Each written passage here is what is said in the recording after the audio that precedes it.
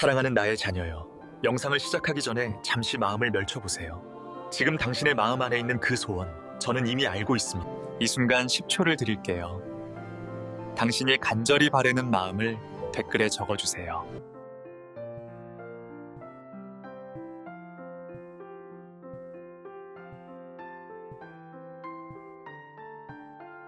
저는 당신의 모든 기도 제목을 보고 함께 기도하고 있습니다. 이제 오늘 당신에게 주어진 말씀을 함께 들어볼까요? 사랑하는 성도 여러분, 혹시 이런 경험 있으십니까? 새벽에 일어나 무릎을 꿇고 기도하려는데 입이 떨어지지 않는 경험 말입니다. 마음은 간절한데 무슨 말을 해야 할지 모르겠고 하나님 앞에 앉아 있어도 막막하기만 한 그런 순간들이 있으십니다. 어떤 분은 이렇게 고백하셨습니다. 목사님, 저는 기도가 너무 어렵습니다. 교회에서는 다들 유창하게 기도하시는데 저는 뭐라고 해야 할지 모르겠어요. 그냥 하나님 하고 부르다가 말문이 막혀버립니다. 또 어떤 분은 이렇게 말씀하셨습니다. 나이가 드니까 기억력도 떨어지고 긴 기도를 하다 보면 중간에 뭘 기도했는지도 잊어버려요. 그러다 보니 기도 시간이 점점 부담스러워집니다. 여러분, 이것은 전혀 이상한 일이 아닙니다. 오히려 매우 정직한 고백입니다. 우리는 때로 기도가 마치 시험 같다고 느낄 때가 있습니다.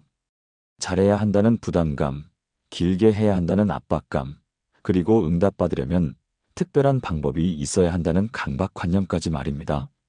그런데 여러분, 오늘 제가 전해드릴 말씀은 여러분의 그런 모든 부담을 내려놓게 해줄 것입니다. 하나님께서는 우리에게 완벽한 기도를 요구하지 않으십니다. 오히려 우리가 기도하지 못할 때를 위해 이미 놀라운 선물을 준비해 두셨습니다. 그것이 바로 오늘 함께 나눌 말씀입니다.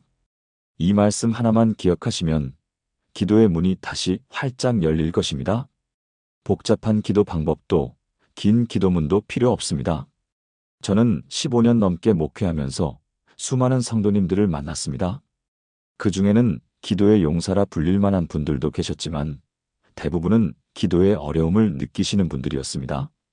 특히 50대, 60대, 70대 여성 성도님들께서 공통적으로 하시는 고민이 있었습니다. 젊었을 때는 열심히 기도했는데 이제는 기도가 잘 안 나와요. 자녀들도 다 떠나고 남편도 먼저 보내고 나니 무엇을 기도해야 할지 모르겠어요. 건강도 예전 같지 않고 기억력도 떨어지는데 긴 기도는 도저히 못하겠어요. 그런데 놀라운 것은 이런 분들이 오늘 제가 전해드릴 말씀을 알고 나서는 완전히 달라지셨다는 것입니다. 기도가 부담이 아니라 기쁨이 되었고 의무가 아니라 특권이 되었습니다. 어떤 분은 이렇게 고백하셨습니다. 목사님, 이 말씀을 알고 나니 하루에도 몇 번씩 기도하게 됩니다. 복잡하게 생각할 필요가 없으니 너무 좋아요. 여러분도 오늘 이 말씀을 통해 그런 은혜를 경험하시게 될 것입니다. 자, 그럼 이제 본격적으로 말씀 속으로 들어가 보겠습니다. 혹시 동영상이 도움이 되신다면 구독과 좋아요 버튼을 눌러주시면 더 많은 분들께 하나님의 말씀을 전하는 데 큰 힘이 됩니다. 오늘은 7가지 말씀과 그 말씀으로 놀라운 기적을 경험한 7분의 실제 이야기를 나누어 드리겠습니다. 이 이야기들은 여러분이 상상하지 못한 반전으로 가득합니다.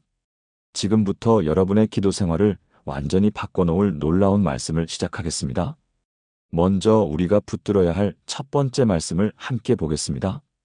시편 55편 22절 말씀입니다. 내 짐을 여호와께 맡기라. 그가 너를 붙드시고 의인의 요동함을 영원히 허락하지 아니하시리로다. 이 말씀을 현대적으로 풀어보면 이렇습니다. 너가 지고 있는 모든 무거운 짐, 그 모든 걱정과 근심을 여호와께 맡겨라. 그분이 너를 꼭 붙들어 주실 것이고 너를 넘어지지 않게 지켜주실 것이다. 여러분, 이 말씀이 우리에게 무엇을 가르쳐 주는지 아십니까? 기도는 우리가 무언가를 열심히 말하는 것이 아니라 우리의 짐을 하나님께 맡기는 것이라는 겁니다. 맡긴다는 것은 무슨 뜻입니까? 내가 붙들고 있던 것을 놓아드리는 것입니다. 내가 해결하려고 애쓰던 것을 하나님의 손에 올려놓는 것입니다. 그러니까 기도할 때 긴 설명이 필요 없습니다. 하나님 맡겨드립니다. 이 한마디면 충분합니다.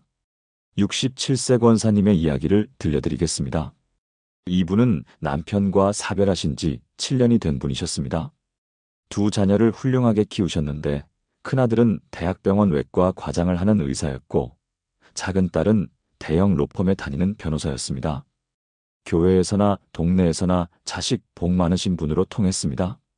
권사님도 늘 감사하는 마음으로 살았습니다. 특히 큰아들은 효자 중에 효자였습니다. 일주일에 두세 번은 꼭 전화를 했고 한 달에 2번은 어머니 댁을 방문했습니다. 엄마, 건강 괜찮으세요? 엄마, 필요한 거 없으세요? 엄마, 병원 검진은 받으셨어요? 항상 어머니를 먼저 생각하는 아들이었습니다. 권사님은 교회에서 간증할 때마다 하나님께서 제게 복을 주셨어요. 이런 효자를 주셨으니까요 라고 말했습니다. 그런데 그날이었습니다. 권사님은 큰아들 집에 놀러 갔습니다. 며느리가 어머님 편하게 계세요. 저는 마트 좀 다녀올게요 라고 하고 나갔습니다. 아들은 병원에서 수술 중이라 늦게 온다고 했습니다. 권사님은 혼자 집에서 TV를 보고 있다가 목이 말라 물을 마시러 갔습니다. 컵을 찾으려고 식탁 서랍을 열었는데 그 안에 서류 몇 장이 놓여 있었습니다. 평소 같으면 그냥 지나쳤을 텐데 그날따라 자신의 이름이 눈에 들어왔습니다. 권사님은 무심코 그 서류를 집어들었습니다. 생명보험 청구서 샘플이었습니다. 피보험자 이름에 권사님의 이름이 적혀 있었고 수익자는 아들의 이름이었습니다. 그리고 옆에는 피보험자 사망 시 수령액 3억 원이라고 큼직하게 적혀 있었습니다. 권사님은 순간 숨이 막혔습니다. 손이 떨리기 시작했습니다. 다른 서류들도 보였습니다. 하나하나 펼쳐봤습니다. 보험계약서, 보험료 납입 증명서, 모두 최근 6개월 사이에 작성된 것들이었습니다. 권사님은 전혀 모르는 일이었습니다. 자신의 동의도 없이 자신도 모르는 사이에 아들이 거액의 보험을 들어놓은 것입니다. 하지만 더 충격적인 것은 그 다음이었습니다. 서류 아래에 노트 한 권이 있었습니다. 권사님은 떨리는 손으로 그것을 펼쳤습니다. 아들의 필체였습니다. 메모들이 빼곡히 적혀 있었습니다. 병원 입원 시 치료 중단 동의서, 양식 확인 마이너스 완료 뒤에 날심폐 소생술 거부 동의서, 샘플 받아두기, 장례식장 세곳 비교 마이너스 가격대별로 정리, 어식장이 가장 저렴 재산 분할 관련 법률 자문, 마이너스 다음 주 화요일 오전 10시 변호사 사무실 보험금 수령 후 세금 처리 방법 알아보기, 엄마 명의 아파트 시세 확인 마이너스 현재 2억 5천, 보험금 3억 아파트 끝 5억 총 5.5억. 권사님은 그 자리에 주저앉았습니다. 다리에서 힘이 완전히 빠져버렸습니다. 손에 쥐고 있던 노트가 바닥에 떨어졌습니다. 머리가 하얗게 변했습니다. 자신이 평생 사랑으로 키운 아들이, 의사로 키워낸 그 아들이, 교회에서 효자라고 자랑하던 그 아들이 자신의 죽음을 계획하고 있었던 것입니다. 아니, 어쩌면 기다리고 있었던 것입니다. 권사님은 천천히 일어나서 그 노트와 서류들을 가방에 넣었습니다. 물도 마시지 않고 집을 나왔습니다. 며느리가 어머님, 벌써 가세요? 저녁 드시고 가시라고 했잖아요 라고 했지만 권사님은 갑자기 머리가 아파서 라고만 하고 나왔습니다. 택시를 타고 집으로 돌아오는 30분 동안 권사님은 한마디도 하지 못했습니다. 택시 기사가 어디 많이 아프세요? 병원으로 모실까요? 라고 물었지만 권사님은 고개만 저었습니다. 집에 도착해서 문을 닫고 소파에 앉았습니다. 그리고 그제야 울음이 터져 나왔습니다. 1시간을 울고 또 울었습니다. 울다가 문득 이런 생각이 들었습니다. 혹시 내가 잘못 본 건 아닐까? 권사님은 다시 가방에서 노트를 꺼내 펼쳤습니다. 하지만 아니었습니다. 분명히 아들의 필체였고 내용도 똑같았습니다. 자신의 이름이 3억 원이라는 숫자가, 그리고 그 무서운 메모들이 선명하게 보였습니다. 더 끔찍한 생각들이 떠올랐습니다. 최근 몇 달 동안 아들이 보인 행동들이 이제 모두 이해가 되기 시작했습니다. 엄마, 요즘 혈압약 잘 드세요? 하며 자꾸 약을 권했던 것. 그것도 원래 먹던 약이 아니라 새로운 약으로 바꾸라고 강하게 권유했던 것. 엄마, 제가 의사니까 제 말 들으세요. 이 약이 훨씬 좋아요라고 했던 것. 엄마 나이에는 무리하시면 절대 안 돼요 하며 운동도 말렸던 것. 권사님이 매일 하던 30분 산책도 너무 많이 걸으시면 무릎에 안 좋아요. 심장에도 무리가 가요라며 말렸던 것. 엄마, 이제 집에서 편히 쉬세요라고 했던 것. 엄마, 병원에 좀 자주 가보세요. 정밀검사 한번 받으시는 게 어때요? 하며 자꾸 큰 병원 검진을 권유했던 것. 특히 MRI, CT 같은 큰 검사들을 받으라고 했던 것. 혹시 모르잖아요. 미리 체크하는 게 중요해요라고 했던 것. 그때는 효자인 줄 알았습니다. 의사 아들이 어머니 건강을 세심하게 챙기는 거라고 생각했습니다. 교회 사람들도 권사님 복 받으셨어요. 의사 아들이 어머니 건강 챙겨주니 얼마나 좋아요라고 부러워했습니다. 하지만 알고 보니 엄마의 건강 상태를 체크하고 있었던 것입니다. 어쩌면 언제쯤 위험해질지, 언제쯤 돌아가실지 계산하고 있었을지도 모릅니다. 권사님은 그날 밤 한숨도 자지 못했습니다. 천장만 바라보며 눈물을 흘렸습니다. 아들 어렸을 때가 생각났습니다. 손을 잡고 유치원 보낸 일, 열나서 밤새 간호하던 일, 의대 합격하고 엄마를 껴안고 엄마 고마워요. 제가 의사 되면 엄마 평생 건강하게 지켜드릴게요라며 울던 일. 모든 것이 주마등처럼 지나갔습니다. 그때 그 아이가 어떻게 이렇게 변했을까? 다음 날도, 그 다음 날도 권사님은 집 밖으로 나가지 못했습니다. 아들에게서 전화가 왔습니다. 엄마, 어제 갑자기 가시더니 괜찮으세요? 머리 많이 아프세요? 권사님은 응, 좀 쉬니까 나아졌어라고만 대답했습니다. 제가 저녁에 갈게요. 진찰해 드릴게요. 아니다. 괜찮아. 좀 쉬고 싶구나. 그래도 괜찮다니까. 권사님은 목소리를 높였습니다. 아들은 잠시 침묵했습니다. 알겠습니다. 그럼 전화라도 자주 할게요. 전화를 끊고 나서 권사님은 또 울었습니다. 그 목소리, 그 엄마 걱정하는 목소리마저 이제는 가짜로 들렸습니다. 정말로 걱정하는 걸까? 아니면 보험금을 받을 날을 계산하고 있는 걸까? 기도하려고 했습니다. 무릎을 꿇고 앉아봤습니다. 하지만 입이 떨어지지 않았습니다. 하나님, 왜 이런 일을? 하다가 말이 막혔습니다. 어떻게 기도해야 할지 몰랐습니다. 제 아들을 벌해주세요라고 기도하자니 차마 그럴 수가 없었습니다. 그래도 자신이 낳은 아들이었습니다. 하지만 용서하게 해주세요라고 하기에는 너무나 배신감이 컸습니다. 3억 원 때문에 엄마의 죽음을 기다리다니. 3일째 되는 날이었습니다. 권사님은 거의 밥도 먹지 못하고 방에만 있었습니다. 교회 집사님 한 분이 전화를 했습니다. 권사님, 무슨 일 있으세요? 주일에도 안 나오시고 수요 예배도 안 나오시고 다들 걱정하고 계세요. 권사님은 괜찮아요. 그냥 좀 피곤해서 쉬고 있어요라고 대답했습니다.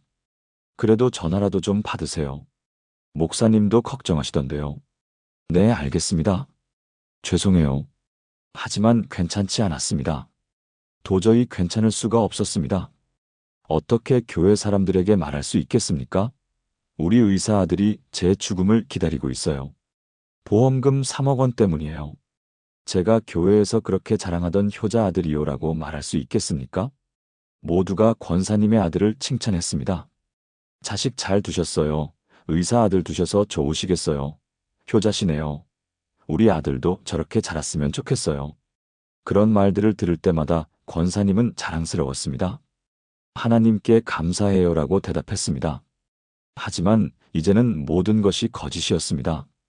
아들도 거짓이고 자신의 자랑도 거짓이고 심지어 자신의 감사도 거짓처럼 느껴졌습니다. 그렇게 넷째 날 새벽이 되었습니다. 권사님은 새벽 4시에 일어났습니다. 잠도 오지 않았고 그냥 누워있기도 힘들었습니다. 그래서 옷을 입고 새벽 기도회에 나가기로 했습니다. 사람들을 피해 맨 뒷자리에 앉았습니다. 모자를 눌러 쓰고 마스크까지 썼습니다. 아무도 자신을 알아보지 못했으면 하는 마음이었습니다. 목사님이 강단에 올라가서 말씀을 전하기 시작했습니다. 그날 본문이 시편 55편이었습니다. 목사님이 천천히 구절들을 읽어 내려갔습니다. 다윗이 친구의 배신으로 고통받는 이야기였습니다. 나의 동무, 나의 친구가 나를 대적하였도다. 권사님은 그 말씀이 가슴에 박히는 것을 느꼈습니다. 친구도 아니고 아들인데. 그리고 22절을 읽으실 때였습니다. 내 짐을 여호와께 맡기라. 그가 너를 붙드시고 의인의 요동함을 영원히 허락하지 아니하시리로다. 권사님은 그 순간 무언가가 가슴을 치는 것을 느꼈습니다. 내 짐을 맡기라. 눈물이 주르륵 흘러내렸습니다.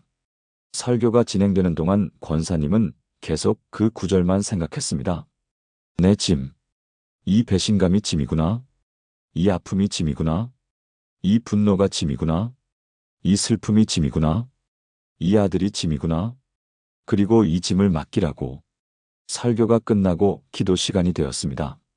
권사님은 그 자리에서 일어나 기도실로 향했습니다. 다른 사람들이 뭐라고 생각하든 상관없었습니다. 기도실 문을 닫고 권사님은 무릎을 꿇었습니다. 그리고 처음으로 입을 열었습니다. 하나님. 목소리가 떨렸습니다. 하나님. 맡겨드립니다. 그게 전부였습니다. 더 이상 무슨 말을 해야 할지 몰랐습니다. 그냥 맡겼습니다.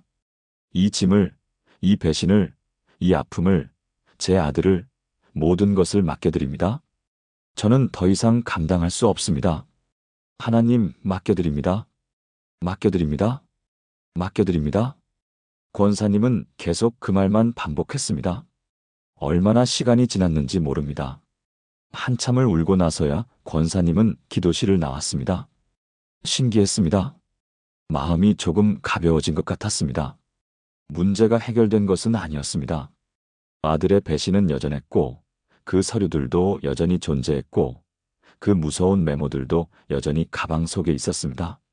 하지만 그것을 혼자 감당하지 않아도 된다는 안도감이 생겼습니다. 하나님께 맡겼으니까요. 그날 이후 권사님은 매일 이 한마디만 기도했습니다. 하나님, 맡겨드립니다. 아침에 일어나서도 밤에 잠들기 전에도 하루 종일 아들 생각이 날 때마다 이 기도를 했습니다. 맡겨드립니다. 맡겨드립니다. 일주일쯤 지났을 때 권사님은 용기를 내어 아들과 대면하기로 결심했습니다. 이대로 피해서만 살 수는 없었습니다. 권사님은 아들에게 전화했습니다. 오늘 저녁에 엄마 집으로 와라. 혼자. 목소리가 떨렸지만 어느 정도 평정심을 찾은 상태였습니다. 네. 엄마, 무슨 일이세요? 와. 알겠습니다. 저녁 7시 아들이 왔습니다. 평소처럼 밝은 얼굴로 엄마, 제가 치킨 사왔어요. 엄마 좋아하시는 양념치킨이요라며 들어왔습니다. 권사님은 아들을 식탁에 앉혔습니다. 그리고 침착하게 말했습니다. 앉거라. 아들은 뭔가 심상치 않은 분위기를 느꼈는지 조금 긴장한 표정으로 앉았습니다. 엄마, 무슨 일이세요? 어디 아프세요? 권사님은 가방에서 그 서류들과 노트를 꺼내 아들 앞에 내려놓았습니다. 천천히 하나하나. 보험 청구서, 보험 계약서, 그리고 마지막으로 노트. 이게 뭐니? 권사님의 목소리는 놀랍도록 침착했습니다. 아들의 얼굴이 순간 하얗게 변했습니다. 입술이 떨렸습니다. 손이 떨렸습니다.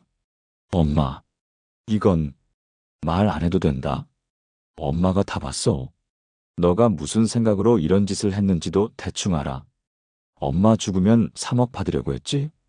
그런데 갑자기 아들이 무릎을 꿇고 울기 시작했습니다. 67세 의사가 큰 병원 과장을 하는 사람이 노모 앞에 무릎을 꿇고 울부짖었습니다. 엄마, 죄송해요. 정말 죄송해요. 저 사람도 아니에요.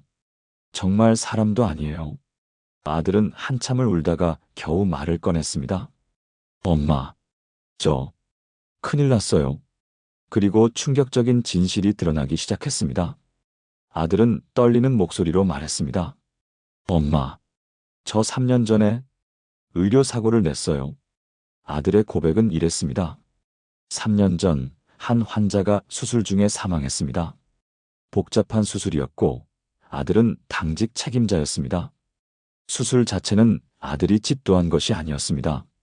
하지만 당직 중에 일어난 사고였고 몇 가지 절차상의 미비점이 있었습니다. 환자 유족들은 거액의 배상을 요구했습니다. 12억 원이었습니다. 병원 측은 처음에는 병원이 책임지겠다고 했습니다. 하지만 나중에 입장을 바꿨습니다. 병원 법무팀이 조사한 결과 아들에게 일부 과실이 있다는 것을 발견했고 그 부분에 대해서는 아들 개인이 책임져야 한다고 했습니다. 결국 아들은 10억 원이 넘는 빚을 지게 되었습니다. 병원에서 2억 원은 부담했지만 나머지 10억은 아들이 갚아야 했습니다. 아들은 집을 팔았습니다. 5억짜리 집이었습니다. 차도 팔았습니다. 고급 수입차였는데 1억 받았습니다. 저축한 돈도 모두 털었습니다. 2억이 있었습니다. 하지만 부족했습니다. 여전히 2억이 남았습니다. 엄마, 아들은 떨리는 목소리로 말했습니다. 저는 미쳐가고 있었어요. 돈을 갚아야 하는데 방법이 없었어요. 월급으로는 평생 갚아도 부족했어요. 이자만 해도 매달 300씩 나가는데 저는 정말 죽고 싶었어요. 차라리 제가 죽는 게 나을 것 같았어요. 그런데 어느 날 나쁜 생각이 들었어요. 보험 설계사가 부모님 보험을 권유하더라고요.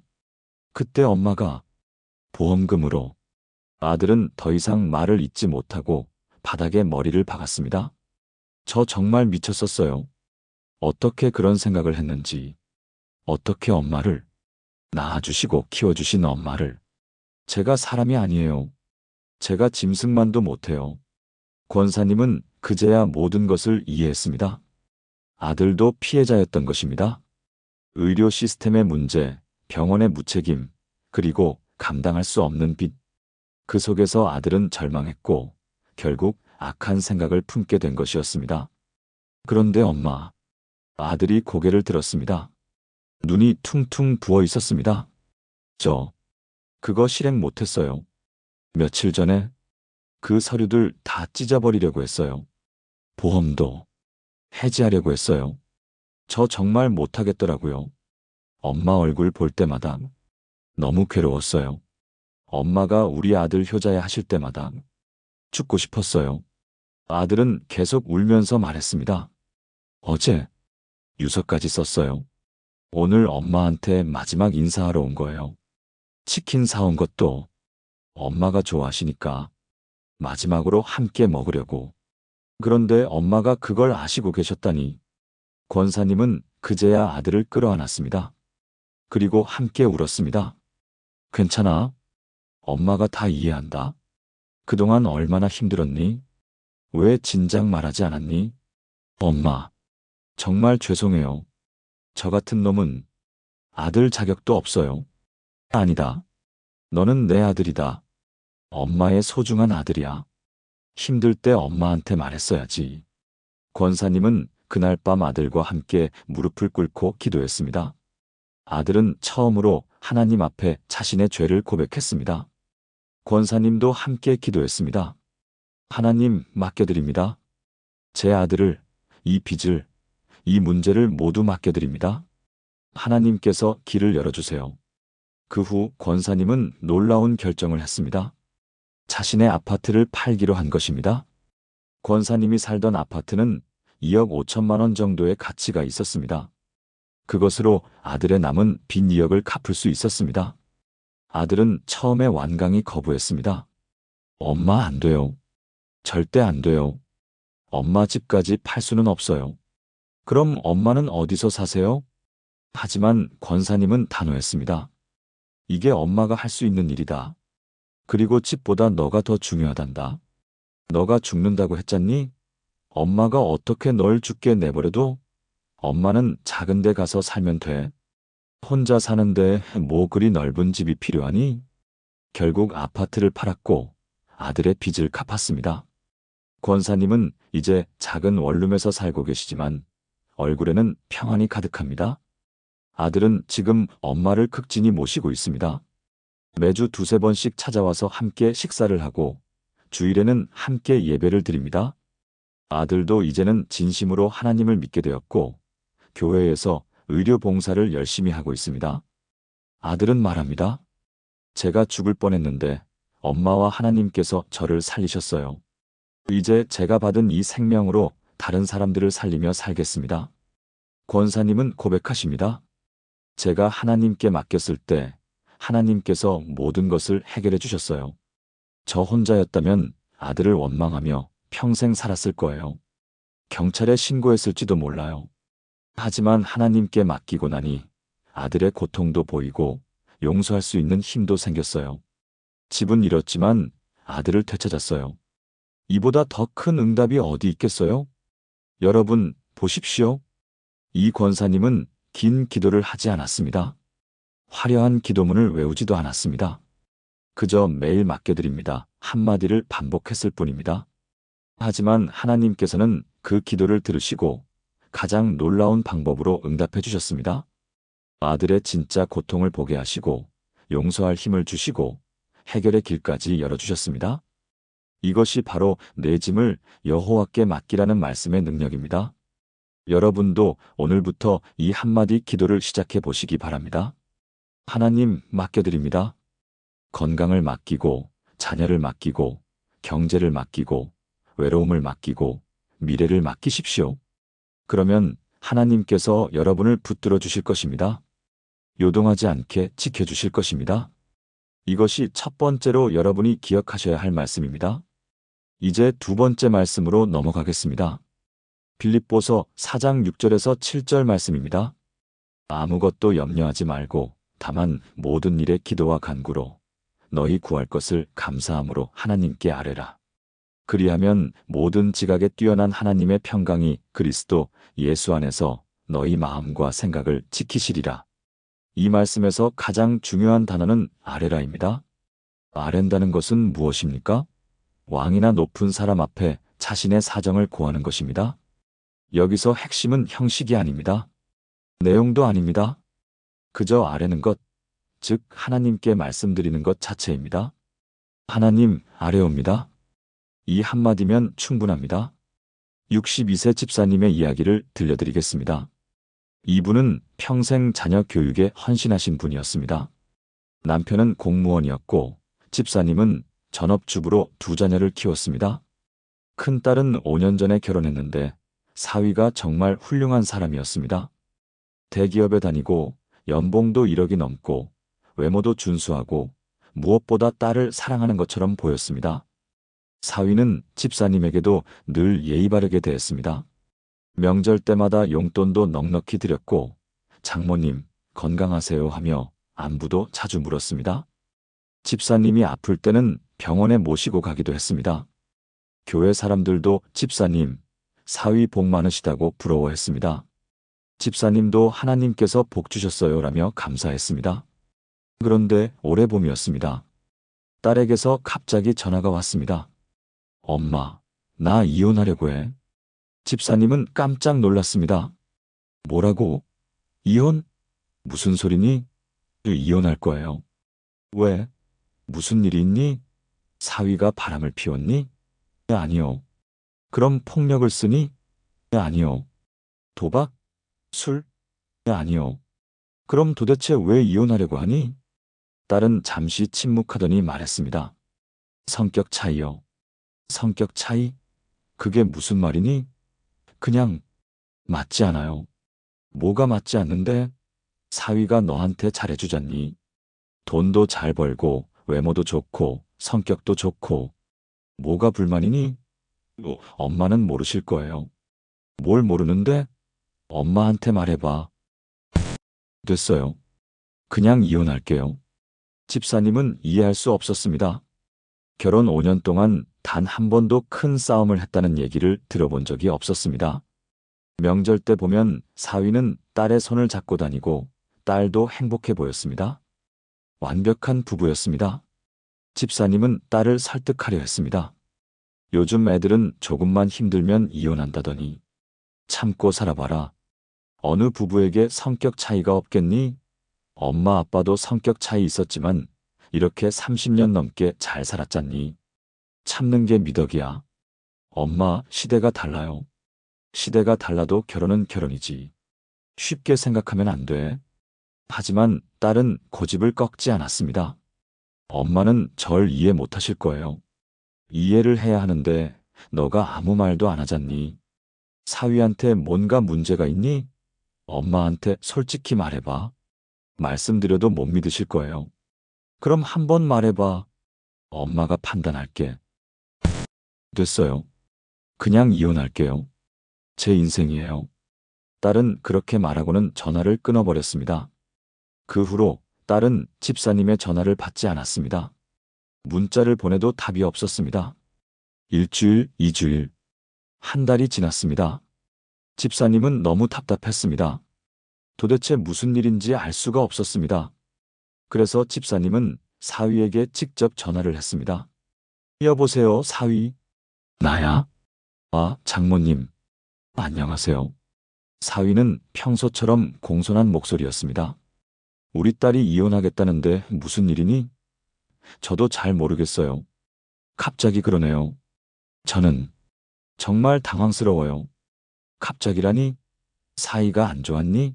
아니요, 저는 아내를 사랑합니다. 정말 사랑해요. 이혼하고 싶지 않아요. 사위의 목소리는 간절했습니다. 마치 정말로 슬퍼하는 것처럼 들렸습니다. 장모님, 저 어떻게 하면 좋을까요? 아내가 저를 만나주지도 않아요. 집에도 안 들어와요. 친구 집에서 지내고 있대요. 그래? 우리 딸이 지금 친구 집에 있어? 네. 저는 매일 연락하는데 답이 없어요. 뭘 잘못했는지 모르겠어요. 집사님은 오히려 사위가 불쌍했습니다. 그래, 내 마음 안다. 우리 딸이 요즘 좀 이상해. 엄마가 잘 타일러 볼게. 감사합니다, 장모님. 정말 감사합니다. 장모님이라도 말씀해 주시면 제가 뭘 잘못했는지 알려주세요. 고치겠습니다. 알았어. 엄마가 딸 만나서 얘기해 볼게. 전화를 끊으면서 집사님은 생각했습니다. 딸이 미쳤나? 저렇게 좋은 사위를 놔두고 왜 이혼하려는 거야? 집사님은 기도했습니다. 하나님, 우리 딸이 정신을 차리게 해주세요. 이혼만은 막아주세요. 저렇게 좋은 사위를 어디서 구합니까? 하지만 시간이 지날수록 딸의 마음은 굳어져만 갔고 결국 이혼 조정 신청까지 하게 되었습니다. 집사님은 딸에게 마지막으로 한 번 더 전화를 했습니다. 너 정말 이혼할 거니? 네. 후회하지 않을 거니? 네. 너가 그렇게 고집부리면 엄마는 도와줄 수 없어. 너가 알아서 해. 나중에 후회해도 몰라. 집사님은 화가 나서 전화를 끊었습니다. 그러던 어느 날 밤이었습니다. 자정이 넘은 시간에 집 초인종이 울렸습니다. 집사님은 깜짝 놀라 문을 열었습니다. 딸이 서 있었습니다. 하지만 딸의 모습은 집사님은 비명을 지를 뻔했습니다. 딸의 얼굴이 온통 멍투성이었습니다. 왼쪽 눈이 퉁퉁 부어서 거의 감긴 상태였고 입술이 터져서 피가 나고 있었고 목에는 손톱으로 긁힌 자국이 선명했습니다. 팔에도 멍이 들어 있었고 옷은 찢어져 있었습니다. 이게 무슨 일이니? 누가 그랬어? 강도를 만났니? 집사님은 기절할 뻔했습니다. 딸을 얼른 안으로 들여보냈습니다. 딸은 소파에 주저앉더니 그제야 울기 시작했습니다. 몸을 떨면서 울었습니다. 집사님은 얼음을 가져와 딸의 얼굴에 대주면서 물었습니다. 누가 그랬어? 엄마한테 말해봐. 경찰에 신고해야지. 딸은 한참을 울고 나서야 고개를 들었습니다. 그리고 말했습니다. 엄마, 이제 믿으시겠어요? 뭘 믿는다는 거니? 제가 왜 이혼하려는지. 집사님은 순간 모든 것을 이해했습니다. 설마, 사위가? 딸은 고개를 끄덕였습니다. 딸은 그날 밤 모든 것을 털어놓았습니다. 사위는 결혼 첫날 밤부터 딸을 때렸습니다. 이유는 저녁에 된장찌개를 끓였는데 간이 짜다는 것이었습니다. 딸이 미안해. 다음에는 잘 알게라고 하자 사위는 넌 항상 그렇게 말만 하지. 말만 하고 실천을 안 해라며 따귀를 때렸습니다. 딸은 충격을 받았습니다. 연애할 때는 한 번도 이런 적이 없었습니다. 오히려 너무 다정했습니다. 꽃도 자주 사주고 데이트도 신경 써서 계획하고 딸의 말을 잘 들어주는 남자친구였습니다. 하지만 결혼하고 나니 사람이 변했습니다. 사소한 일로 화를 냈고 화를 내면 폭력을 휘둘렀습니다. 더 끔찍한 것은 사위의 폭력 패턴이었습니다. 절대 얼굴은 때리지 않았습니다. 항상 몸통과 팔다리만 때렸습니다. 그래서 겉으로는 전혀 티가 나지 않았습니다. 옷만 입으면 아무도 몰랐습니다. 딸은 여름에도 긴팔을 입어야 했습니다. 팔에 멍이 들어 있었기 때문입니다. 수영장도 못 갔습니다. 몸에 멍이 보일까 봐였습니다. 사위는 매번 딸을 때리고 나면 울면서 사과했습니다. 무릎을 꿇고 미안해. 다시는 안 그럴게. 내가 미쳤었어. 용서해줘라며 용서를 빌었습니다. 꽃다발도 사오고 명품 가방도 선물했습니다. 비싼 레스토랑에 데려가기도 했습니다. 그리고 일주일쯤은 정말 천사 같은 남편이 되었습니다. 다정하고 상냥하고 딸의 말을 잘 들어주고 집안일도 도와주고. 하지만 또 어느 순간 폭력이 시작되었습니다. 저녁 준비가 늦었다고, TV 소리가 크다고, 집안 청소가 덜 됐다고, 빨래를 제대로 안 개켰다고. 이유는 매번 달랐지만 결과는 같았습니다. 딸은 맞고 사위는 사과하고 그리고 또 반복되었습니다. 딸은 5년 동안 이런 지옥을 견뎠습니다. 왜 견뎠니? 왜 진작 말하지 않았니? 집사님이 울면서 물었습니다. 딸이 대답했습니다. 말할 수 없었어요. 엄마가 사위를 너무 좋아하셨잖아요. 친정 부모에게 말할 수 없었습니다. 엄마 아빠가 사위를 너무 좋아하셨기 때문입니다. 특히 엄마는 자식 복 많다며 사위 자랑을 주변에 하고 다니셨습니다. 교회에서도, 동네에서도, 시장에서도. 우리 사위 대기업 다녀. 연봉도 1억 넘어. 잘생기기까지 했어. 우리 딸한테 진짜 잘해. 명절 때마다 용돈도 넉넉히 주고. 나 사위 복 터졌어. 엄마가 그렇게 자랑할 때마다 딸은 마음이 찢어졌습니다. 어떻게 사실은 저를 매일 때려요. 멍투성이로 만들어요라고 말할 수 있었겠습니까? 친구들에게도 말할 수 없었습니다. 다들 딸을 부러워했습니다. 너 진짜 복 많다. 완벽한 남편이네. 나도 너 남편 같은 사람 만나고 싶어. 재벌도 아닌데 연봉 1억이면 대단하다. 이런 말을 들을 때마다 딸은 웃으면서 대답했습니다. 응, 내가 복이 많지. 하지만 집에 돌아가면 또 맞았습니다. 그래서 딸은 성격 차이라고만 했습니다. 최소한 그렇게라도 이혼할 수 있을 것 같았습니다. 하지만 엄마마저 참고 살아라며 자신을 비난하자 딸은 절망했습니다. 아무도 날 믿어주지 않아. 아무도 날 도와주지 않아. 나는 혼자야. 그리고 오늘 밤이었어요. 딸이 떨리는 목소리로 말했습니다. 딸이 정말 이혼할 거예요. 조정 신청도 했어요라고 확고하게 말하자 사위가 폭발했습니다. 너 정말 이혼하고 싶어? 좋아. 어디 한번 해봐. 너 혼자 할 수 있을 것 같아? 사위는 딸의 머리채를 잡았습니다. 네 엄마 아빠도 다 내 편이야. 너는 이기지 못해. 너가 나한테 맞았다고 해도 아무도 안 믿어. 증거도 없잖아. 난 똑똑하게 얼굴은 안 때렸거든. 몸에 멍? 그런 거 누가 믿어? 넘어져서 다쳤다고 하면 그만이지. 그리고 처음으로 얼굴을 때렸습니다. 5년 동안 절대 때리지 않았던 얼굴을 주먹으로 가격한 것입니다. 어차피 이혼할 거면 상관없지? 이제 얼굴 때려도 돼? 사위는 계속 딸의 얼굴을 때렸습니다. 눈을, 입술을, 뺨을. 딸은 비명을 질렀지만 아무도 듣지 못했습니다. 그들의 집은 단독주택이었고 방음이 잘 되어 있었습니다. 딸은 가까스로 도망쳤습니다. 사위가 화장실에 간 사이 현관문을 열고 뛰쳐나왔습니다. 맨발이었습니다. 신발 신을 시간도 없었습니다. 그냥 뛰었습니다. 사위가 쫓아올까봐 무서워서 계속 뛰었습니다. 그렇게 큰 길까지 나와서 택시를 잡았고 친정으로 온 것입니다. 집사님은 그 이야기를 들으면서 계속 울었습니다. 미안해. 엄마가 미안해. 엄마가 몰랐어. 정말 몰랐어. 엄마가 내 말을 들었어야 했는데. 엄마, 괜찮아요. 이제 알았잖아요. 아니야. 괜찮지 않아. 엄마가 너를 보호해야 했는데. 오히려 너가 이혼하지 말라고 했잖아. 미안해.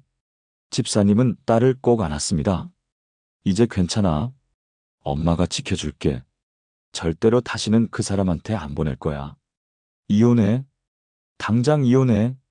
엄마가 도와줄게. 딸은 엄마 품에서 한참을 울었습니다.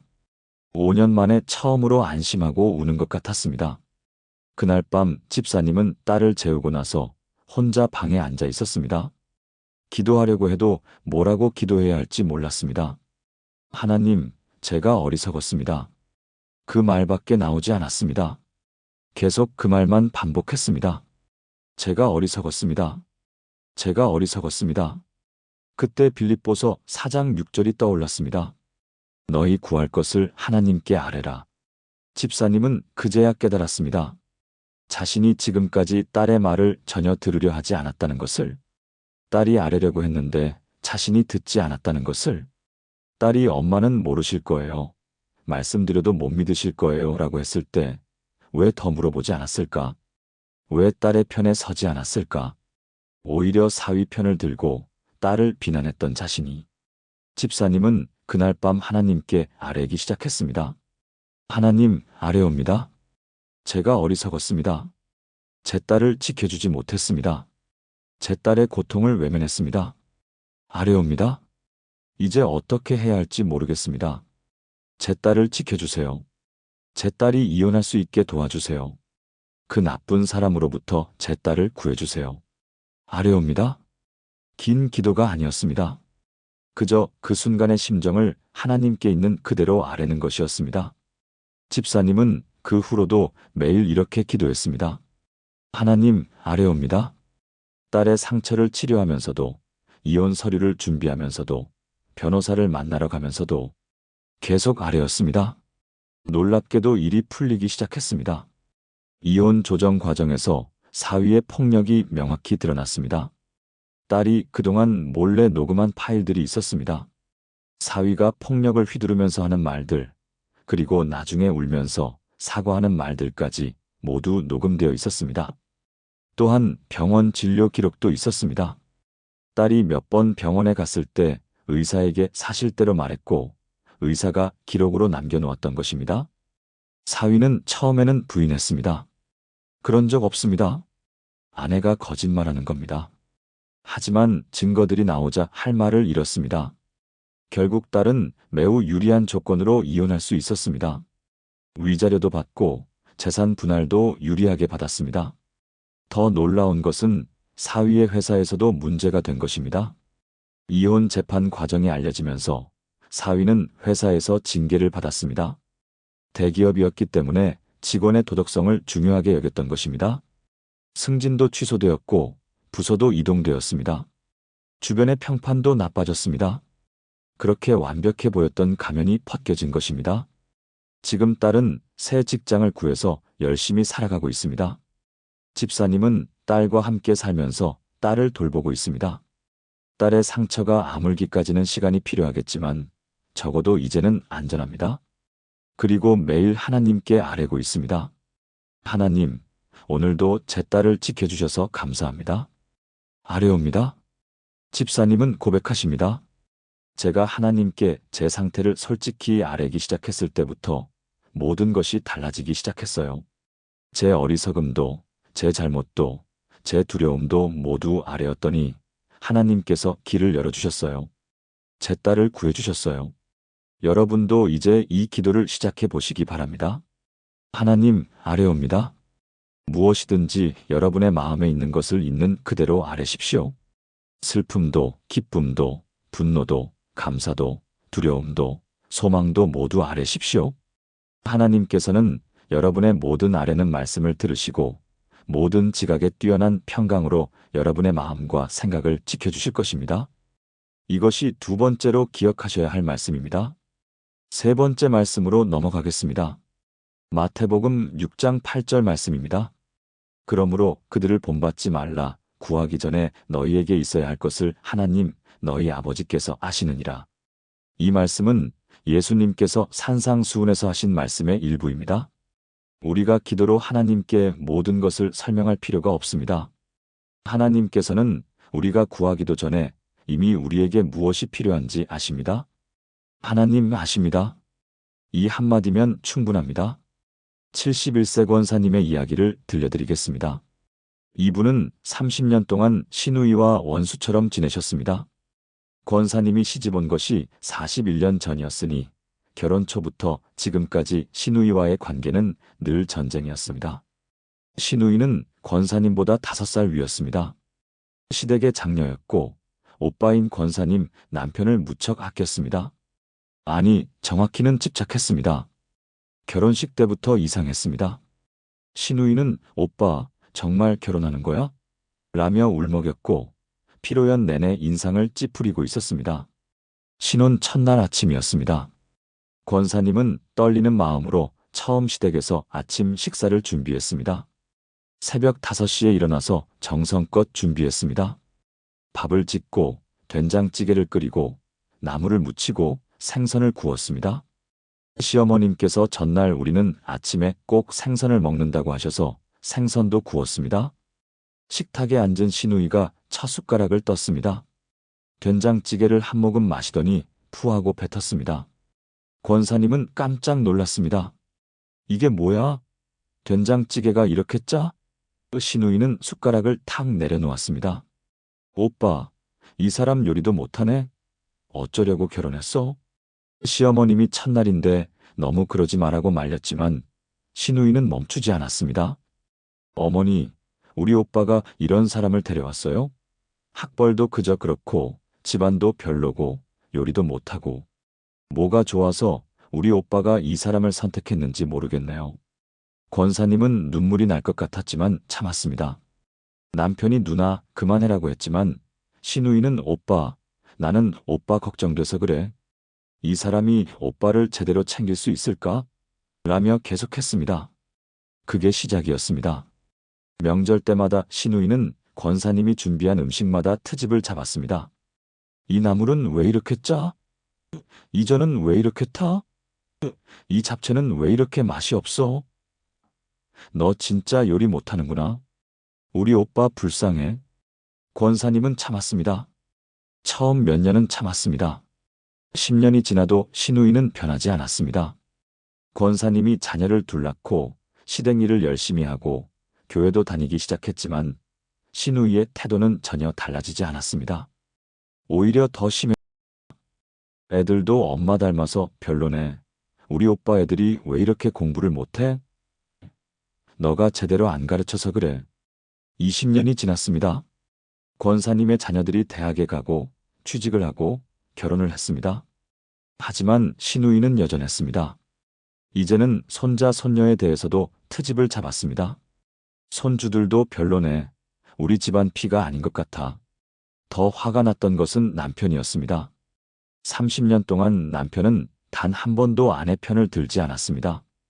누나가 원래 성격이 좀 그래. 너가 이해해줘. 누나는 우리 집안 큰딸이야. 존중해야 해. 누나 말이 좀 그렇지만 너를 위해서 하는 말이야.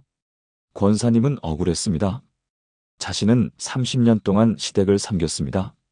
시어머님이 편찮으실 때 병원에 모시고 다녔고 시아버님 돌아가실 때까지 극진히 모셨고 제사도 빠짐없이 지냈습니다. 하지만 시누이는 단 한 번도 고맙다는 말을 하지 않았습니다.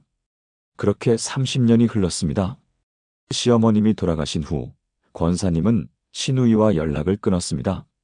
이제 시어머님도 안 계시는데 더 이상 볼 필요 없어. 남편도 더 이상 말리지 않았습니다. 아내가 30년 동안 참아왔다는 것을 알고 있었기 때문입니다. 그렇게 5년이 지났습니다. 그러던 어느 날이었습니다.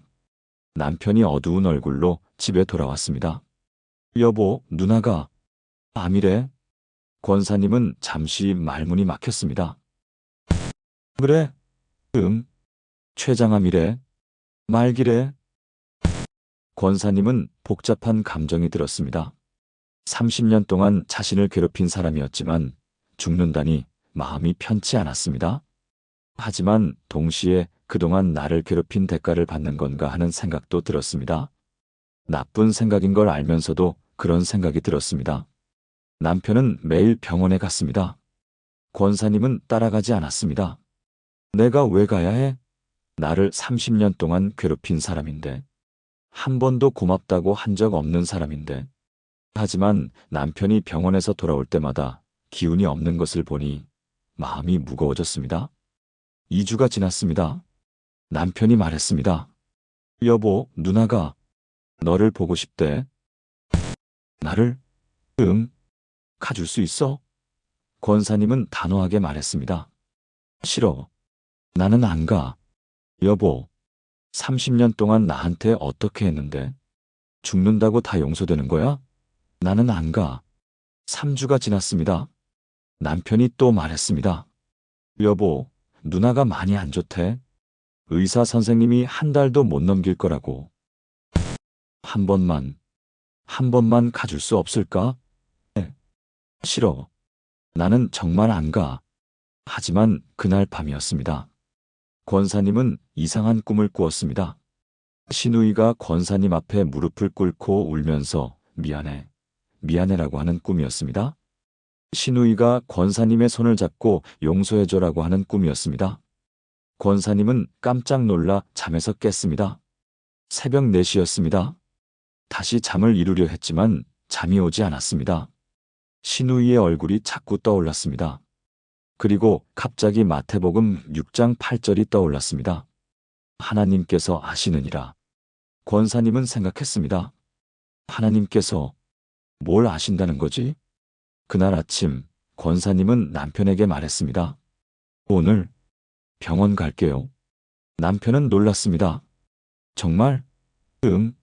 한 번만 가볼게. 남편은 권사님의 손을 잡았습니다.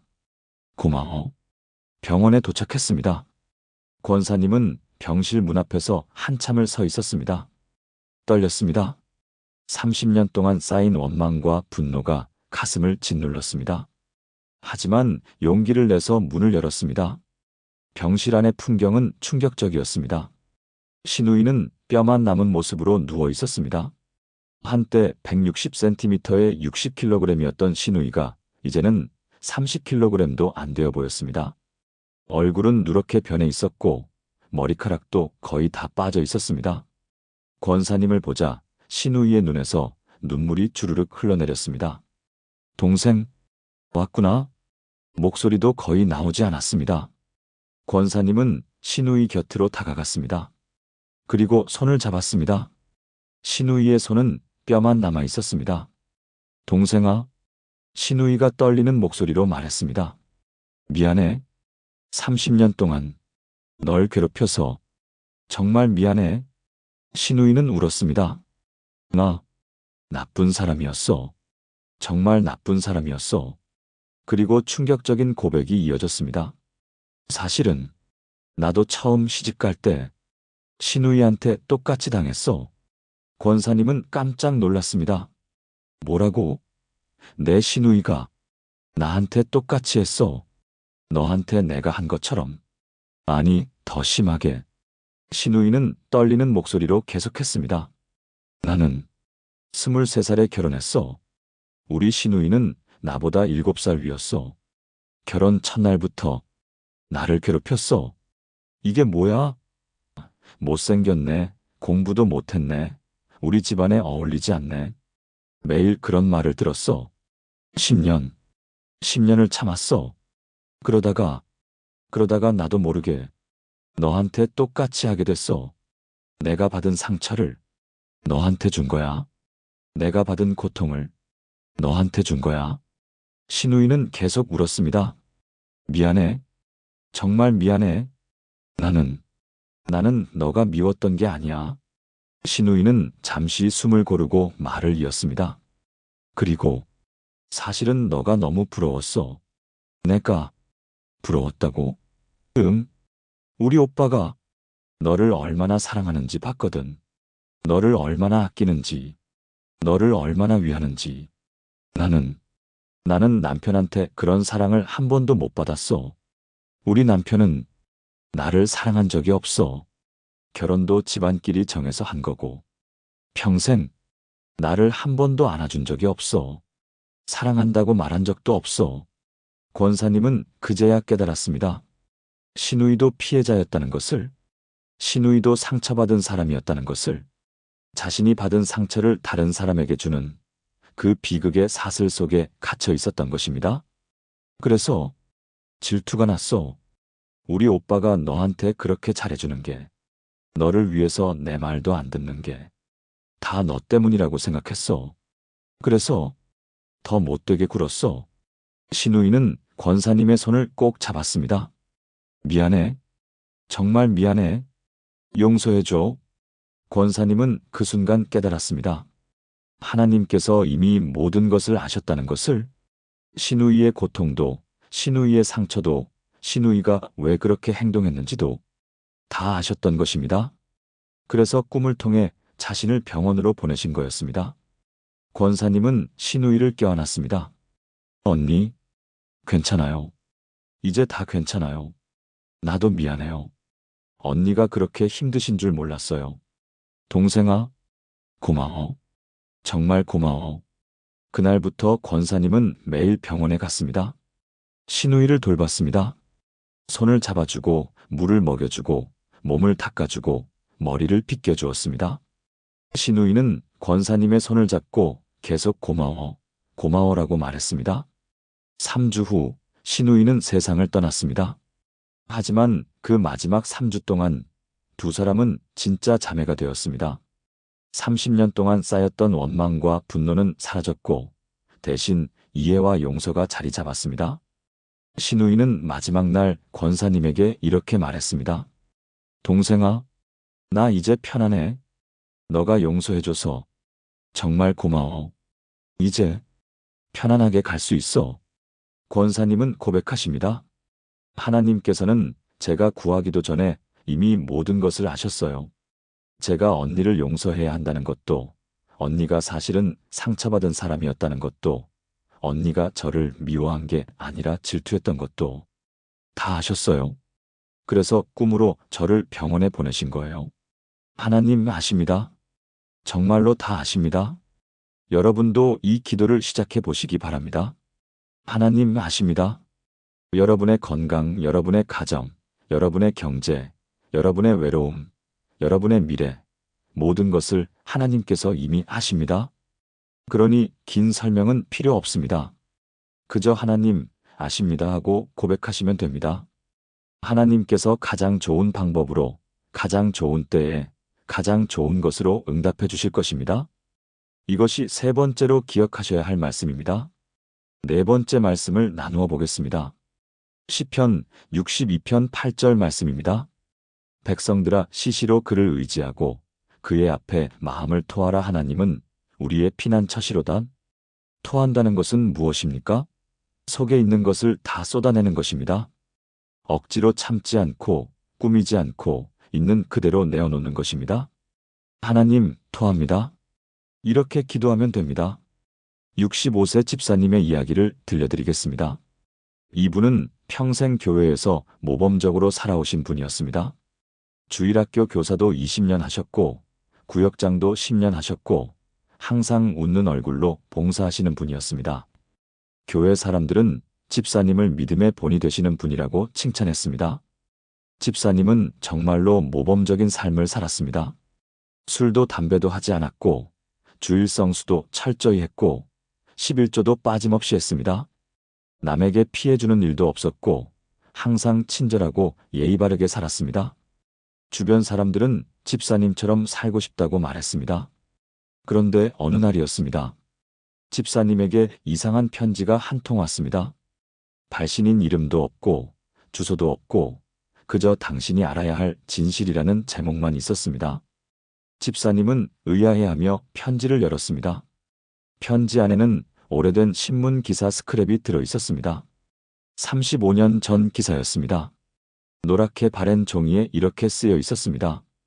음주운전 뺑소니 사고로 20대 여성 사망. 범인 도주 중, 그리고 그 아래 작은 글씨로 사고 장소와 시간이 적혀 있었습니다. 집사님은 순간 손이 떨렸습니다. 신문을 떨어뜨릴 뻔했습니다. 다리에 힘이 풀렸습니다. 그 사건의 가해자가 바로 자신이었기 때문입니다. 35년 전 집사님은 30살이었습니다. 회사 회식이 있었습니다. 집사님은 그날 술을 많이 마셨습니다. 당신은 음주운전에 대한 인식이 지금처럼 엄격하지 않았고 많은 사람들이 술 마시고 운전을 했습니다. 집사님도 괜찮겠지 하는 마음으로 차를 몰았습니다.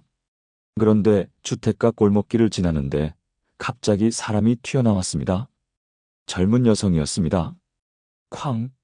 소리와 함께 그 여성이 차에 부딪혔습니다. 집사님은 깜짝 놀라 차를 세웠습니다. 백미러로 보니 여성이 길바닥에 쓰러져 있었습니다. 집사님은 차에서 내려야 했습니다.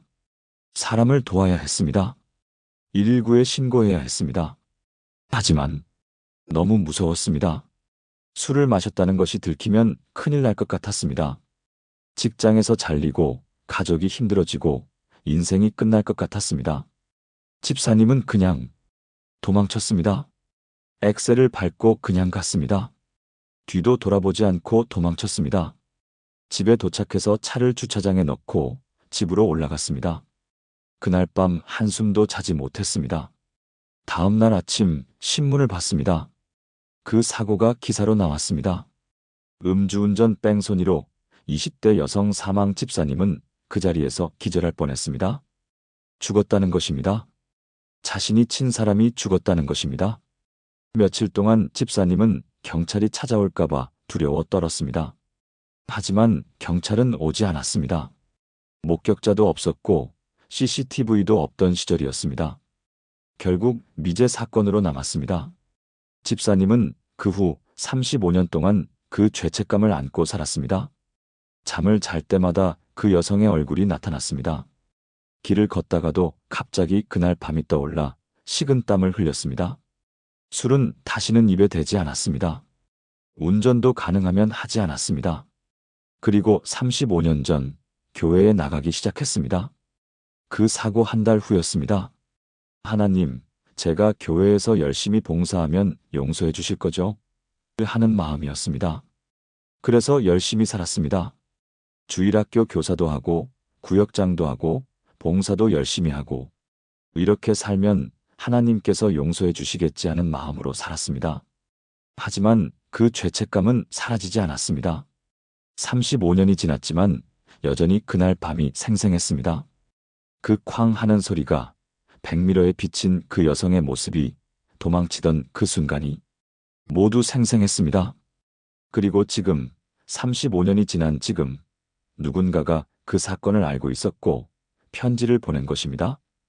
편지 마지막에는 이렇게 쓰여 있었습니다. 다음 주 일요일 예배 후에 교회 앞 공원에서 만나자. 만나지 않으면 이 사실을 교회와 경찰에 알리겠다. 집사님은 일주일 동안 지옥을 경험했습니다. 밥도 제대로 먹지 못했습니다. 잠도 오지 않았습니다. 기도도 되지 않았습니다. 35년 동안 숨겨온 비밀이 드러날까봐 두려웠습니다. 교회 사람들이 알면 어떡하나, 목사님이 알면 어떡하나, 경찰에 신고되면 어떡하나. 온갖 생각이 머릿속을 맴돌았습니다. 하나님, 어떻게 하면 좋습니까? 하고 기도하려 해도 목소리가 나오지 않았습니다. 35년 동안 열심히 봉사하며 산 것이 무슨 소용이 있나 싶었습니다. 결국 들킬 날이 온 것입니다. 주일이 되었습니다. 예배를 드리는 내내 집사님은 떨고 있었습니다. 찬양을 부르지 못했습니다. 설교도 귀에 들어오지 않았습니다. 그저 어떡하지 하는 생각뿐이었습니다. 예배가 끝났습니다. 집사님은 천천히 교회 앞 공원으로 향했습니다. 거기에는 60대 중반으로 보이는 여성이 벤치에 앉아 있었습니다. 집사님이 다가가자 그 여성이 일어섰습니다. 저를 찾으셨습니까? 집사님이 떨리는 목소리로 물었습니다. 네. 제 언니를 기억하십니까? 언니라고요? 35년 전에 당신 차에 치여 죽은 사람이 제 언니입니다. 집사님은 그 자리에 주저앉았습니다.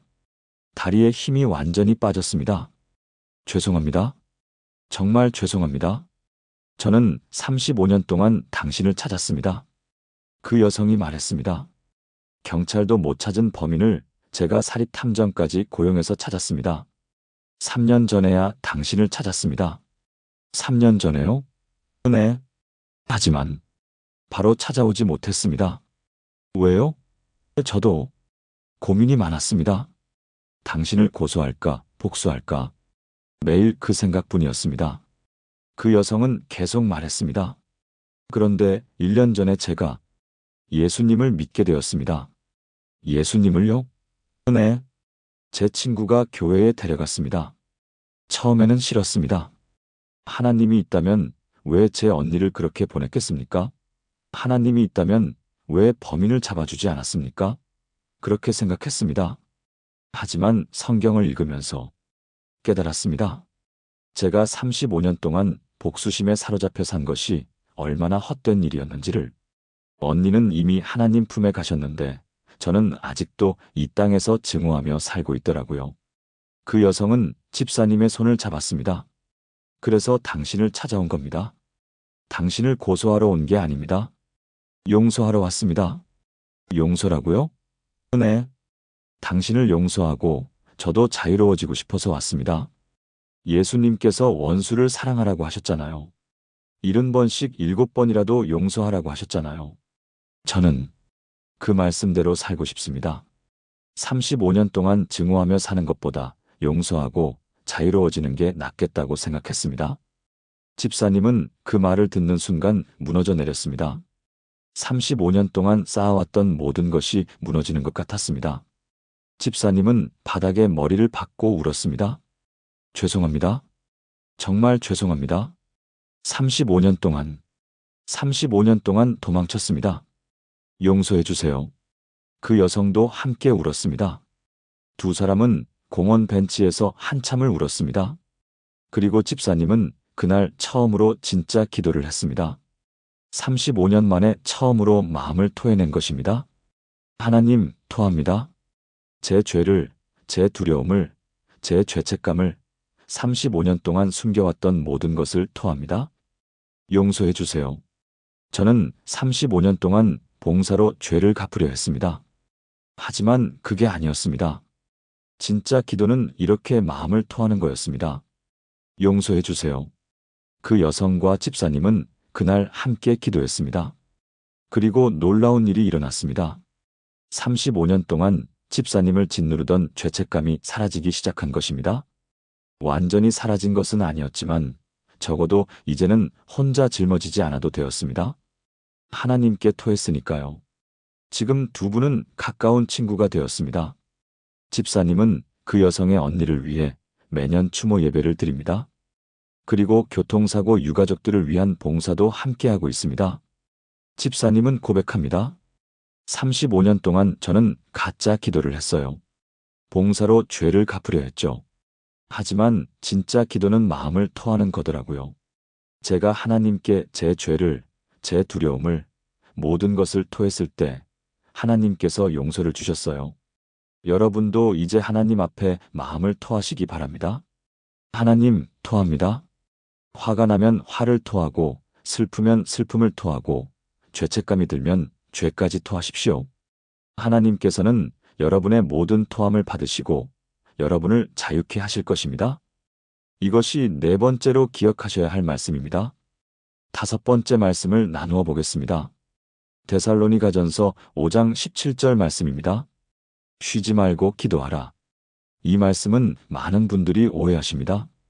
24시간 무릎 꿇고 있으라는 뜻이 아닙니다. 삶의 모든 순간을 기도로 살아가라는 것입니다. 일하면서도 쉬면서도 걸으면서도 하나님과 대화하는 것입니다. 59세 집사님의 이야기를 들려드리겠습니다. 이분은 남편과 30년을 행복하게 살았습니다. 남편은 고등학교 교사였고 집사님은 약사였습니다.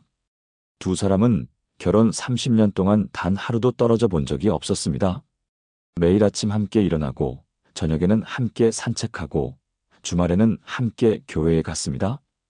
그런데 어느 날이었습니다. 남편이 학교에서 수업을 하다가 갑자기 쓰러졌습니다. 급성 심근경색이었습니다. 학생들이 놀라서 119에 신고했고 병원으로 옮겨졌지만 그 자리에서 세상을 떠났습니다. 아무 전조도 없었습니다. 아침에 다녀오겠소 하고 나간 남편이 돌아오지 못한 것입니다. 집사님은 충격을 받았습니다. 장례식을 치르는 내내 멍한 상태였습니다. 이게 꿈인가? 하는 생각만 들었습니다.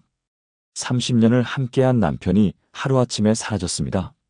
아직 60세도 안 된 나이였습니다. 앞으로 몇십 년을 더 함께 살 줄 알았는데 장례를 치르고 난 후 집사님은 깊은 우울증에 빠졌습니다. 집에 혼자 있으면 남편 생각만 났습니다.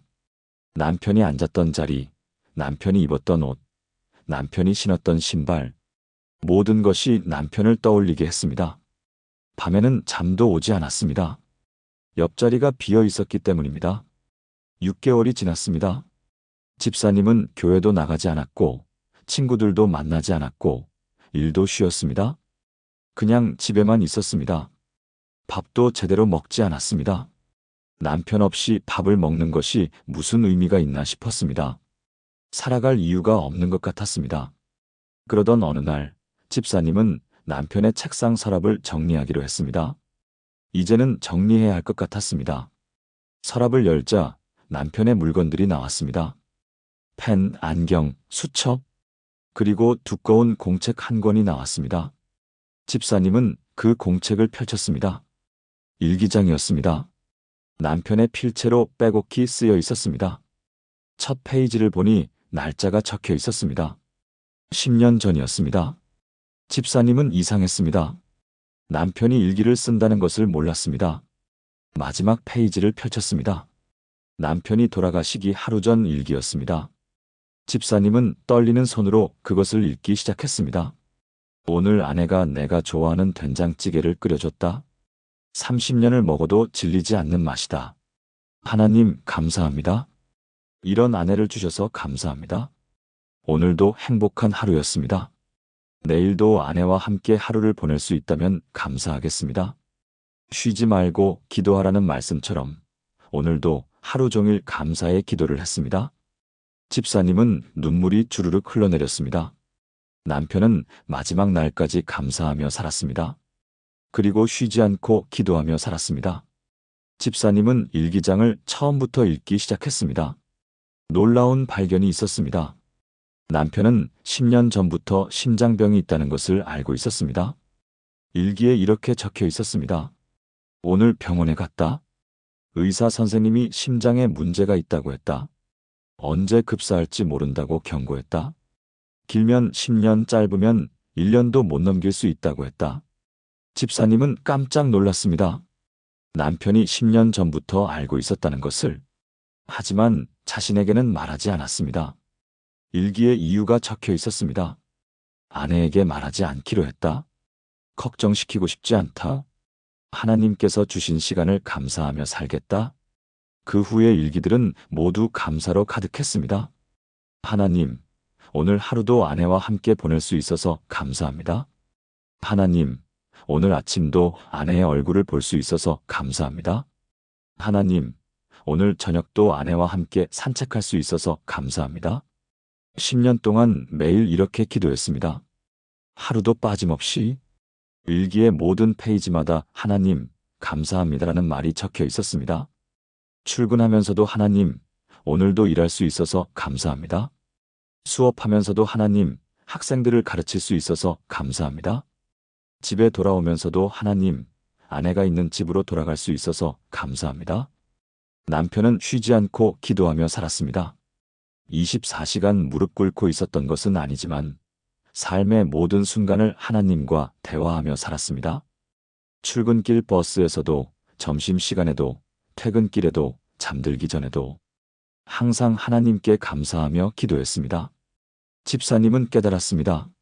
남편은 10년이라는 보너스 시간을 하나님께 받았고 한순간도 허투루 보내지 않았습니다. 매일 감사하며 아내를 사랑하며 학생들을 가르치며 하나님께 기도하며 살았습니다. 한순간도 낭비하지 않았습니다. 집사님은 일기장 마지막 페이지의 빈 곳에 펜을 들었습니다. 그리고 썼습니다.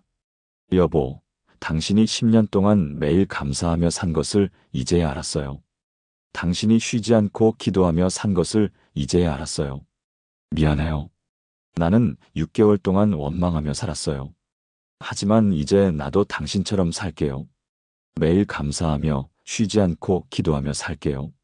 하나님, 감사합니다. 이런 남편을 30년이나 주셔서 감사합니다. 그날부터 집사님은 변했습니다. 매일 아침 남편의 일기장을 펴놓고 기도했습니다. 하나님, 오늘 하루도 살아있어서 감사합니다. 그리고 하루 종일 무슨 일을 하든 기도했습니다. 밥을 먹으면서도 하나님, 이 밥을 주셔서 감사합니다. 설거지하면서도 하나님, 이 일을 할 힘을 주셔서 감사합니다. 출근하면서도 하나님, 일터로 갈 수 있어서 감사합니다. 일을 하면서도 기도했습니다.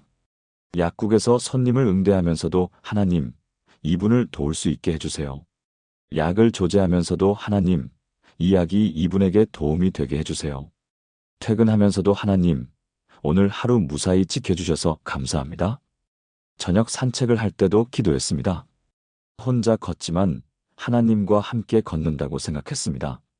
하나님, 이 저녁 공기를 주셔서 감사합니다. 하나님, 저 꽃을 보게 해주셔서 감사합니다. 하나님, 여보가 좋아하던 이 길을 아직도 걸을 수 있어서 감사합니다. 1년쯤 지나자 놀라운 일이 일어났습니다. 우울증이 사라진 것입니다. 정확히는 슬픔은 여전했지만 그 슬픔 속에서도 감사할 수 있게 된 것입니다. 남편과의 30년이 감사했고 10년이나 더 함께 해준 것이 감사했고 마지막 날까지 행복하게 보낸 것이 감사했습니다. 지금 집사님은 교회에서 유가족 모임을 이끌고 있습니다. 배우자를 잃은 분들을 위로하고 함께 기도하고 감사하는 법을 나누고 있습니다. 쉬지 말고 기도하는 것은 어렵지 않아요. 그냥 하루 종일 하나님과 대화하면 돼요. 밥 먹으면서도, 일하면서도, 걸으면서도. 그러면 삶이 기도가 돼요. 고통 속에서도 감사할 수 있게 돼요. 집사님은 고백합니다. 제 남편은 10년 동안 시한부 인생을 살았어요. 하지만 한순간도 원망하지 않고 쉬지 않고 기도하며 매일 감사하며 살았어요. 저는 이제 그 모습을 본받아 살아요. 제가 얼마나 더 살지 모르지만 남은 날들을 쉬지 않고 기도하며 감사하며 살겠어요. 여러분도 이제 쉬지 말고 기도하시기 바랍니다. 무릎 꿇고 있으라는 것이 아닙니다. 삶의 모든 순간을 하나님과 대화하며 사시라는 것입니다. 그러면 여러분의 삶 전체가 기도가 될 것입니다. 고통 속에서도 감사할 수 있게 될 것입니다. 이것이 5번째로 기억하셔야 할 말씀입니다. 6번째이자 마지막 말씀을 나누어 보겠습니다. 시편 23편 1절 말씀입니다. 여호와는 나의 목자시니 내게 부족함이 없으리로다. 양은 목자를 필요로 하는 연약한 존재입니다. 스스로 길을 찾지 못하고 스스로 먹이를 구하지 못하고 스스로 적을 막지 못합니다. 우리도 마찬가지입니다. 우리는 연약한 양이고 하나님은 우리의 목자이십니다. 하나님, 목자이십니다. 이 고백이 기도입니다. 72세 권사님의 이야기를 들려드리겠습니다. 이분은 평생 가난하게 살아오신 분이었습니다. 남편은 일용직 노동자였고 권사님도 식당에서 설거지 일을 하며 근근히 살았습니다. 자녀는 없었습니다. 젊었을 때 교통사고를 당해서 아이를 낳을 수 없는 몸이 되었기 때문입니다. 그렇게 평생을 가난하게 살았습니다. 남편은 5년 전에 세상을 떠났습니다. 이제 권사님 혼자 남았습니다. 월세 30만 원짜리 고시원 방에서 살고 있었습니다. 3평도 안 되는 작은 방이었습니다. 화장실도 공동이었고 샤워실도 공동이었습니다. 소득은 기초생활수급비 70만 원이 전부였습니다. 하지만 권사님은 늘 감사하며 살았습니다. 하나님, 여호와는 나의 목자시니 내게 부족함이 없나이다. 매일 이렇게 기도했습니다. 가난했지만 굶지는 않았고 방이 작았지만 잠잘 곳은 있었고 외로웠지만 하나님이 계셨습니다. 어느 날 교회에서 해외 단기 선교팀을 모집했습니다. 동남아시아로 가는 2주짜리 봉사였습니다. 비용은 300만 원이었습니다. 권사님은 가고 싶었습니다. 평생 비행기를 한 번도 타본 적이 없었고 외국도 가본 적이 없었습니다. 가보고 싶다? 하지만 돈이 없었습니다. 300만 원은 권사님에게 천문학적인 금액이었습니다. 교회 집사님이 권사님을 보고 말했습니다. 권사님, 같이 가시죠. 아이고, 나는 돈이 없어서. 제가 비용 대드릴게요. 네? 그런데 어떻게? 권사님, 평생 교회를 위해 헌신하셨잖아요. 제가 이번에는 권사님을 섬기고 싶어요. 권사님은 고마워서 울었습니다. 정말 감사합니다. 하나님, 감사합니다. 그렇게 권사님은 생애 처음으로 비행기를 타고 동남아시아로 갔습니다. 너무 신기했습니다. 하늘을 나는 것도, 구름 위를 지나가는 것도, 다른 나라에 도착하는 것도, 모든 것이 감사했습니다. 2주 동안 봉사했습니다. 가난한 마을에서 집을 짓고, 우물을 파고, 아이들을 가르쳤습니다. 권사님은 평생 가난하게 살았지만, 자신보다 더 가난한 사람들이 있다는 것을 알았습니다. 그리고 그들을 도울 수 있다는 것이 감사했습니다. 봉사 마지막 날이었습니다. 한 현지 할머니가 권사님에게 다가왔습니다. 70대로 보이는 할머니였습니다. 할머니는 권사님의 손을 잡고 눈물을 흘리며 뭐라고 말했습니다. 통역자가 전했습니다. 이 할머니가 권사님이 자기 딸을 닮았대요. 딸이요? 네. 이 할머니의 딸이 70년 전에 한국으로 입양을 갔대요. 그 후로 소식이 없었대요. 딸이 살아있다면 권사님 나이쯤 될 거래요. 그래서 권사님을 보니 딸 생각이 난대요. 권사님은 가슴이 뭉클했습니다. 70년 동안 딸을 그리워하며 산 할머니. 권사님도 아이를 낳지 못해서 그 아픔을 알았습니다. 권사님은 할머니를 꼭 껴안았습니다. 말은 통하지 않았지만 마음은 통했습니다. 그날 밤 권사님은 잠을 이루지 못했습니다. 할머니의 얼굴이 자꾸 떠올랐습니다. 그리고 갑자기 이상한 생각이 들었습니다. 혹시 나도 입양하였을까?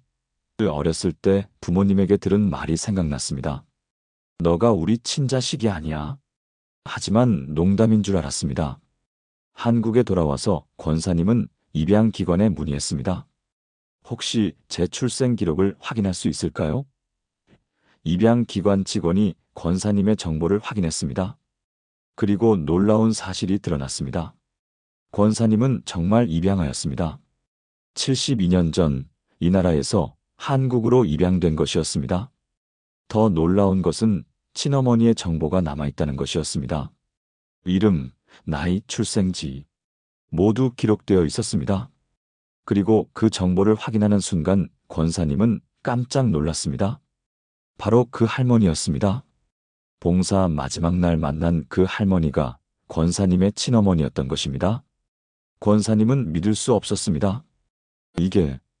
이게 어떻게 가능한 일입니까? 입양기관 직원도 놀랐습니다. 정말 놀라운 우연입니다. 아니, 우연이 아니라 하나님의 계획인 것 같습니다. 입양기관의 도움으로 그 할머니에게 연락이 닿았습니다. 할머니는 딸을 찾았다는 소식에 기절할 뻔했습니다. 내 딸? 정말 내 딸? 그 할머니는 즉시 한국행 비행기를 탔습니다. 입양기관에서 비용을 지원해 주었습니다. 공항에서 두 사람은 만났습니다. 72년 만에 재회였습니다. 할머니는 권사님을 보자마자 달려와 껴안았습니다. 딸아, 내 딸아. 권사님도 울었습니다. 엄마, 엄마. 평생 엄마라고 불러본 적 없는 사람을 처음으로 엄마라고 불렀습니다. 두 사람은 한참을 울었습니다. 공항의 모든 사람들이 그 장면을 보며 함께 울었습니다. 72년 만에 엄마와 딸이 만나는 장면이었습니다. 한국 뉴스에도 나왔습니다. 72년 만에 기적 같은 재회. 더 놀라운 일이 있었습니다. 할머니에게는 다른 자녀들이 있었는데 그중 한 명이 한국에서 사업을 하고 있었습니다. 권사님의 남동생이었습니다. 남동생은 대기업을 운영하고 있었습니다. 남동생은 권사님을 만나고 너무 기뻐하며 울었습니다. 누나, 드디어 만났어요. 남동생은 말했습니다. 누나, 이제 제가 모실게요. 지금까지 고생 많으셨죠? 이제는 편하게 사세요. 아파트를 마련해 주었습니다. 30평짜리 깨끗한 아파트였습니다. 생활비도 넉넉히 드렸습니다. 이제 걱정하지 마세요. 제가 다 책임질게요. 하지만 권사님은 고시원 방을 버리지 않았습니다. 대신 그 방을 노숙자들을 위한 쉼터로 제공했습니다. 제가 받은 것을 나눠야죠. 남동생이 준 생활비 대부분도 교회 선교 헌금으로 드렸습니다. 하나님께서 주신 거니까 하나님께 돌려드려야죠. 권사님은 말합니다. 저는 평생 가난하게 살았어요. 하지만 부족함이 없었어요. 왜냐하면 여호와께서 나의 목자가 되어주셨으니까요. 하나님께서는 제가 필요한 모든 것을 채워주셨어요. 굶지 않게 해주셨고, 잠잘 곳을 주셨고, 외롭지 않게 해주셨고, 마지막에는 72년 만에 엄마까지 만나게 해주셨어요. 이보다 더 큰 복이 어디 있겠어요? 지금 권사님은 매일 아침 이렇게 기도합니다. 여호와는 나의 목자시니 내게 부족함이 없나이다. 하나님 감사합니다. 지금까지 인도해 주셔서 감사합니다. 앞으로도 목자가 되어주세요. 여러분도 이 고백을 하시기 바랍니다. 여호와는 나의 목자시니 내게 부족함이 없나이다. 여러분이 지금 가난해도 외로워도 힘들어도 하나님께서 여러분의 목자가 되어주시면 부족함이 없습니다. 하나님께서 필요한 모든 것을 채워주실 것입니다. 때로는 상상할 수 없는 방법으로, 기적 같은 방법으로 채워주실 것입니다. 이것이 6번째로 기억하셔야 할 말씀입니다. 사랑하는 성도 여러분, 지금까지 기도하고 싶은데 안 될 때 기억해야 할 7가지 말씀을 함께 나누었습니다. 이제 마지막으로 이 7가지를 다시 한번 정리해 드리겠습니다. 첫째, 내 짐을 맡기라 마이너스 보험금을 노리던 아들이 사실은 의료사고 빚으로 절망했던 권사님의 이야기. 하나님께 맡겼을 때 아들의 진짜 고통을 보게 되고 용서할 힘을 얻고 집을 팔아 아들을 구한 이야기였습니다. 둘째, 하나님께 아뢰라 마이너스 완벽한 사위가 5년간 딸을 폭행했던 집사님의 이야기. 딸이 성격 차이라고만 했을 때 엄마가 믿지 않았지만 하나님께 아뢰기 시작했을 때 진실이 드러나고 딸을 구한 이야기였습니다. 셋째, 하나님께서 아시느니라 마이너스 30년 동안 원수처럼 지낸 시누이가 사실은 자신도 상처받은 피해자였던 권사님의 이야기. 하나님께서 꿈을 통해 병원으로 보내셔서 시누이의 고백을 듣고 용서하며 마지막 3주를 함께 보낸 이야기였습니다. 넷째, 마음을 토하라 마이너스 35년 전 뺑소니 사고를 일으킨 집사님의 이야기. 35년 동안 봉사로 죄를 갚으려 했지만 피해자 유족이 찾아와 용서하며 진짜 기도는 마음을 토하는 것임을 깨달은 이야기였습니다. 다섯째, 쉬지 말고 기도하라 마이너스 갑자기 남편을 잃은 집사님의 이야기. 남편의 일기장을 발견하고 남편이 10년 동안 시한부 인생을 쉬지 않고 기도하며 감사하며 살았음을 알게 되고 자신도 그렇게 살기로 결심한 이야기였습니다. 여섯째, 여호와는 나의 목자시니 마이너스 평생 가난하게 산 권사님의 이야기. 단기 선교를 갔다가 우연히 만난 할머니가 72년 만에 찾은 친엄마였고 하나님께서 목자가 되어 모든 것을 채워주신 이야기였습니다. 여러분, 이 6가지 이야기는 모두 실화입니다. 제가 목회 현장에서 직접 만난 분들의 이야기입니다. 하나님께서는 정말로 이렇게 놀라운 방법으로 우리의 기도에 응답하십니다. 때로는 우리가 전혀 예상하지 못한 방법으로, 때로는 우리가 상상할 수 없는 반전으로 말입니다. 기도는 어렵지 않습니다. 긴 기도도, 화려한 기도도, 유창한 기도도 필요 없습니다. 그저 이 6가지 말씀 중 하나만 붙들고 하나님께 나아가십시오. 하나님 맡겨드립니다. 하나님 아뢰옵니다. 하나님 아십니다. 하나님 토합니다. 하나님 인정합니다. 하나님 감사합니다. 하나님 목자이십니다. 이렇게 간단한 기도로도 하나님과의 깊은 교제가 가능합니다. 하나님께서는 여러분의 짧고 간단한 기도도 귀하게 받으시고 가장 놀라운 방법으로 응답해 주실 것입니다. 오늘 이 말씀을 들으신 모든 분들이 이제부터 기도 생활에서 새로운 은혜를 경험하시길 바랍니다. 기도의 문이 활짝 열리시기를 바랍니다. 하나님과의 친밀한 교제를 누리시기를 바랍니다. 그리고 여러분 인생에도 이런 놀라운 반전과 응답이 있으시기를 간절히 기도합니다. 하나님의 크신 사랑과 은혜가 여러분 모두에게 풍성하게 임하시기를 주님의 이름으로 축복합니다. 오늘도 평안하시고 기도의 은혜 가운데 거하시기를 바랍니다. 여러분을 사랑합니다. 주님께서 여러분을 사랑하십니다. 이 영상이 도움이 되셨다면 구독과 좋아요 버튼을 눌러주시고 오늘 가장 마음에 와닿은 이야기를 댓글로 남겨주세요. 함께 은혜를 나누고 서로를 위해 기도하는 믿음의 공동체가 되면 좋겠습니다. 다음에도 더 좋은 말씀으로 찾아뵙겠습니다. 주님의 평안이 여러분과 함께 하시기를 기도합니다. 감사합니다.